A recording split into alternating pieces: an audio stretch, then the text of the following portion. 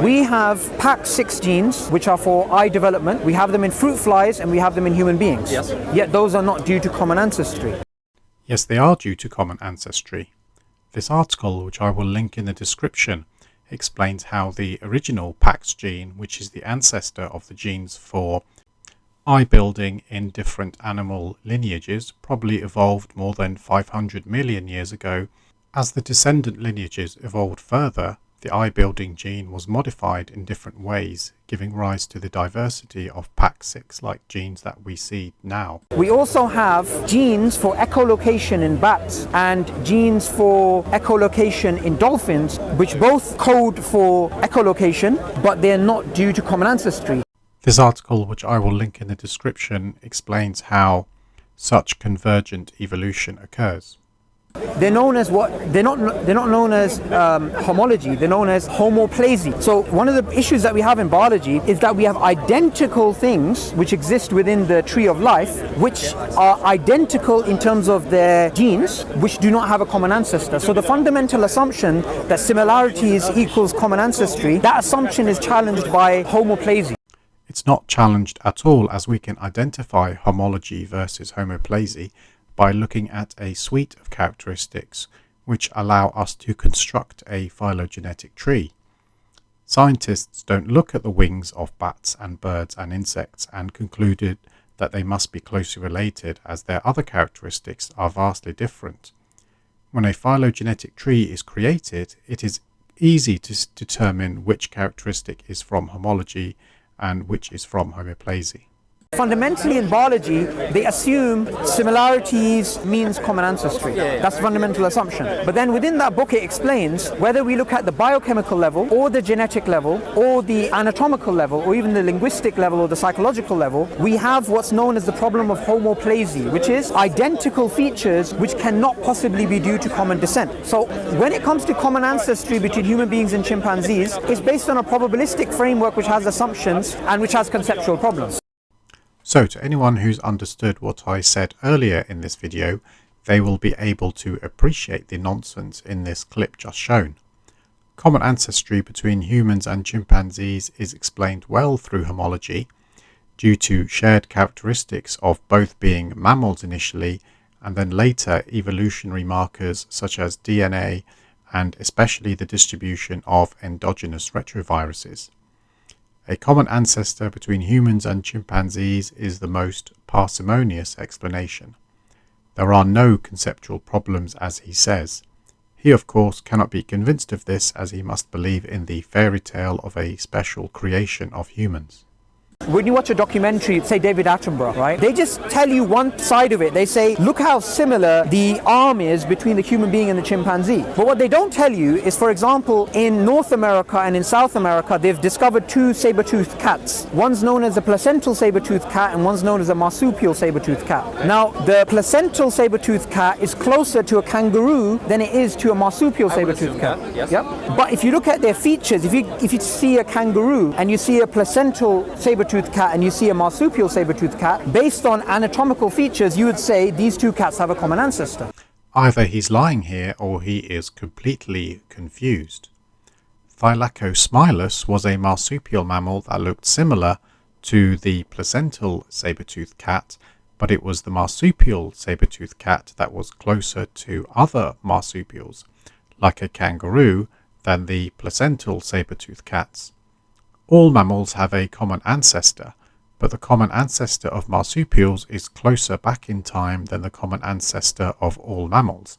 This is something that he has got completely wrong. If we're going to speak about Darwinian evolution, we have to speak about, does this natural selection mechanism lead this to that? Because if you don't have that, all the similarities in the world are pointless. So you're saying we have to prove that from these species we can get to this species? No, you have to show that the mechanism to get from this is this, right? Oh, okay. Because I could be very similar to something in nature, but if there's no trajectory from X to Y, then all I have is a story. This one is more ridiculous than his previous videos. Natural selection is just one mechanism of evolution. We can see from the fossil record, and more rapidly with bacterial evolution and species such as the Italian wall lizard, that evolution is happening. There is no predetermined trajectory going from one species to another. It is the result of the environment causing natural selection on random mutations. Evolution could be falsified if any of the following could be demonstrated. The fundamental question which distinguishes Darwinism from other evolutionary models is that Darwin believed variations were random. Okay. Random meaning they weren't in respect to fitness. Like, I want to climb a tree, so you don't get a mutation to climb a tree, right? It's kind of like you get a random mutation and then because I can climb the tree and survive, natural selection preserves that in my progeny. Okay, right? yes. Now, the fundamental question, which is at the core of everything, is random mutations coupled with natural selection, which is all what Darwinism really is. Is that enough to take a bacteria to an elephant? That's the essential question. Darwinian means the mechanisms of which Darwin knew about. This is natural selection and sexual selection. Random means that which cannot be confidently predicted. Bacteria don't turn into elephants. Eukaryotes and bacteria have a common ancestor. There is plenty of time for natural selection to allow this single-celled organism to become multicellular and then diverge further into the eukaryotic lines, leading to animals, including elephants. Can the bearded preacher offer a better mechanism that has scientific evidence? I'm beginning to understand now why he prefers to preach to people in Speaker's Corner rather than learn from educated people. So like an army needs ammunition, evolution needs variation. Now the source of variation, Darwin had no idea, right? He didn't know. Now what happened was genetics conflicted with Darwinism. This is another completely wrong statement. Genetics does not conflict with Darwinism. Darwin knew about natural selection acting on variation. At the time, nobody knew what the source of those variations was. It took the work of Gregor Mendel to demonstrate how heredity works through genetics. And in the 1930s, what they did is they took genetics and they took Darwinism and they merged it and they called it the modern synthesis. So what you can do in science is even a conflict between two theories, you can somehow rearrange them like Lego. Except it's not a conflict which you don't seem to understand. The modern synthesis is the synthesis of Darwin's theory of evolution with Mendelian genetics and population genetics. There's no evidence that a bacteria can go up to an elephant, even if you have all the time in the world, because how do elephants procreate? Using their partners. They have sex, yes. They have sex, right. Natural selection is very conservative, correct? It punishes inefficiency. That's why it's natural selection. Here I think his misunderstanding of evolution is compounded by his misunderstanding of the use of words. Conservative in colloquial terms generally means avoiding change.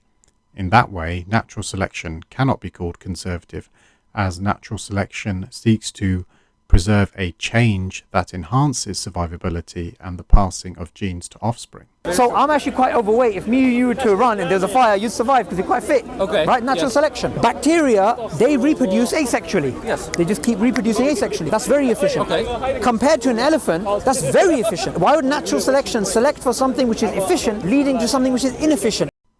This is an embarrassing lack of knowledge of school-level biology. Sexual reproduction evolved as it has many advantages over asexual reproduction. It has the advantage of greater genetic variation, a protection from major genetic mutations, and an increased resistance to parasites. When it comes to the Quran and its claims about species and how they change, the Quran is silent when it comes to most of biological life. But one thing the Quran does make clear is human-chimp ancestry is not true. There's a verse of the Quran I want you to bring out on my phone, but I'm going to paraphrase the meaning of it. It's that God says the worst people, essentially, are those who do not reason. People who do not value rationality, if you like, people who do not use rationality, them being in a way immoral, that's an inference you can make from that particular verse. So if somebody refuses to use their reason and they want to just follow blindly their culture or their desire or something that's in their self-interest, I would say that that's immoral because they're not valuing rationality.